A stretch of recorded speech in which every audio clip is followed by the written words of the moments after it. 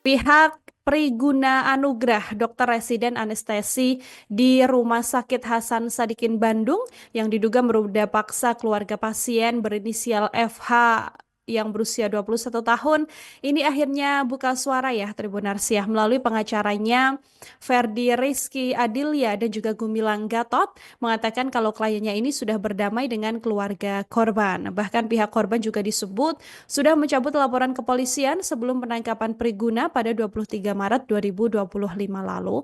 Meskipun demikian Tribuners, proses hukum ini tetap berjalan hingga kini dan Priguna juga sudah ditetapkan sebagai tersangka. Priguna ini menjadi sorotan dan juga viral di media sosial karena ditetapkan sebagai tersangka ya atas kasus ruda paksa keluarga pasien di RSHS Bandung.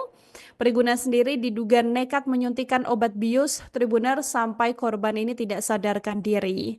Memanfaatkan kondisi itulah Priguna ini kemudian melancarkan aksi bejatnya di rumah sakit RSHS dan terkait kasus ini sendiri Gumilang mengatakan bahwa kliennya sudah membuat perjanjian damai antara pihak Priguna dan juga keluarga korban. Yang mana Priguna ini disebut sudah menemui keluarga korban secara langsung untuk meminta maaf Tribuners serta perdamaian ini juga dilakukan sebelum kasus ini mencuat ke publik. Kemudian kuasa hukum yang lain yaitu Ferdi mengatakan kalau Priguna dan keluarga korban sudah berdamai tapi nantinya kliennya ini tetap akan melanjutkan proses hukum yang saat ini juga sedang berjalan.